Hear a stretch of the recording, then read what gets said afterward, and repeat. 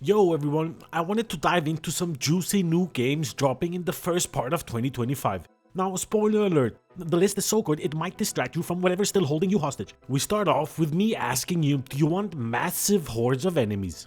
Yes. Ridiculous over-the-top combos and double yes. Well, good for you, because Origins is bringing back the OG Dynasty Warriors vibe with 10,000 enemies on the screen at once. Yes, you heard me right, 10,000 enemies, and your PC is gonna hate you for this, and the added electricity bill will suck your wallet dry. Anyway, here you get to slice, dice, and ultimate attack your way through the three kingdoms with horses, companions, and a wild variety of weapons. If I'm not mistaken, there's even a demo available right now if you want to take it for a spin to get a bit of flavoring before the game is set to be released. My verdict for this bad boy is it's perfect for your daily dose of chaos.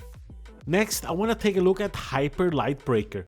Do you remember Hyper Light Drifter? Well, it's back, but now in a full 3D HD juicy goodness. Here you have to think massive open biomes, procedurally generated labyrinths, and frantic third-person combat. In reality, you get handed a hoverboard, a glider, and wall dashing. It's like the devs just threw every cool mechanic into one game and said go nuts. In Hyper Lightbreaker, you can play solo or co-op and upgrade your gear as you uncover the mysteries of the overgrowth. My verdict for this bad boy, it's juicy enough to keep an eye on. Next, we take a look at Sniper Elite Resistance. So, German World War II lovers, beware.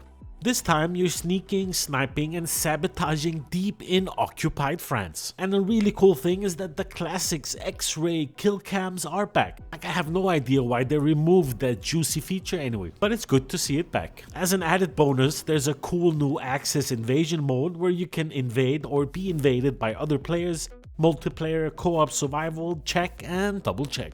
I think it's fair to say that Sniper Elite Resistance is pretty much the same as every other Sniper Elite game out there, but that's not necessarily a bad thing. I mean, who doesn't enjoy seeing the bullet travel at juicy speeds to hit a heart and make it explode into more pieces than a teenager's broken heart? Verdict for this bad boy is 8.341 out of 10. Next, we take a look at Final Fantasy VII Rebirth, expected to hit shelves around January 23rd. It's in reality more Final Fantasy VII Remake goodness. Here you get to explore the world beyond Midgar with the hybrid action combat, party swapping, and a brand new synergy system. For an added level of spice, the developers have added in a significant amount of minigames, and PC players will get the pleasure of added graphic tweaks, Steam Deck support, and up to 120 FPS. The verdict for this bad boy is nostalgia overload, but make it shiny. Next, we take a look at a 4v4 arena shooter that's been hanging out on Switch, iOS, and Android since June, and now it's finally coming to PC. They've slapped on some better textures so it looks a little shinier. It's not groundbreaking, but hey, we take that anyway. Here you'll have the pleasure of fighting in places like Tatooine and Hoth, but don't expect to relive your Star Wars nostalgia. This is set after the Galactic Empire collapses. There's no Luke, no Vader, no chaotic squad battles or any of that. I actually missed the first playtest, but if I'm not mistaken, there should be another one starting January 10th until the 13th of January. Next, we look at the good old The Orcs Must Die series, which is back for more. Now with a 4-player co-op and roguelike progression. Yes, you heard me right, a roguelike progression in a tower defense game. You and 3 friends, if you're lucky enough to have any of those, can obliterate. What I was trying to say was that you and 3 friends can obliterate waves of orcs while setting traps and pretending to be strategic. This is really one of the only games that does tower defense meet third-person action in a good way, and now with the roguelike elements sprinkled in for added amount of fun. So I guess from now on each and every single run would be slightly different, which sounds fun. It's dropping on PC and Xbox Series X on January 28th, and I'm into it, and let's be real, roguelikes are a little bit addictive. Next, we take a look at a Wii classic that gets its HD treatment it deserves, and Donkey Kong Country Returns HD. If you've ever played it, you know it's got some of the best level design in the Donkey Kong series. And if you haven't, I don't even know what you're doing with your life. And this bad boy really doesn't need any more explanation. It's dropping somewhere in the middle of January, and it's basically a love letter to 2D platforming fans.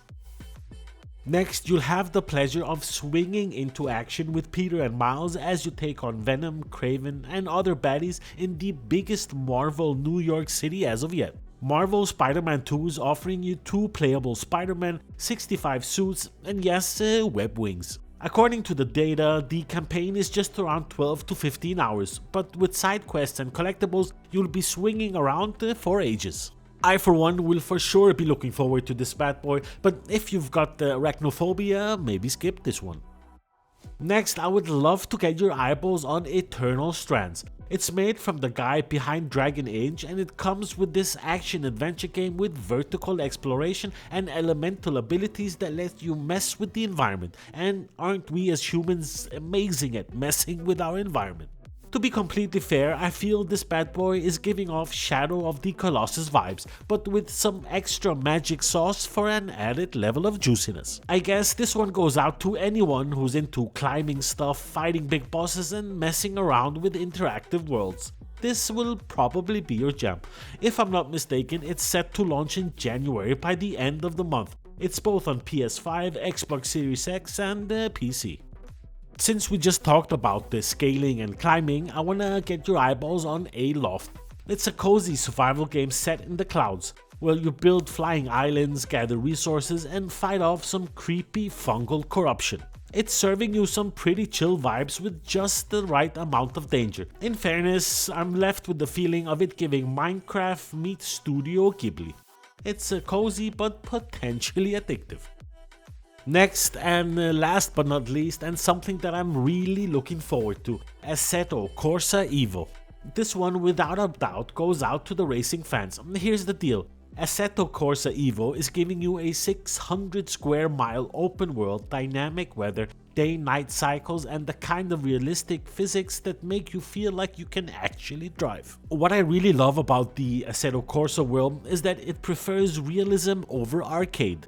Take for example the drift challenges. They are very realistic and not the arcadey nonsense that we get from left and right. Yet it remains to still look fun as hell. It's in early access and it should start opening up around January the 16th on PC, with consoles coming a little bit later.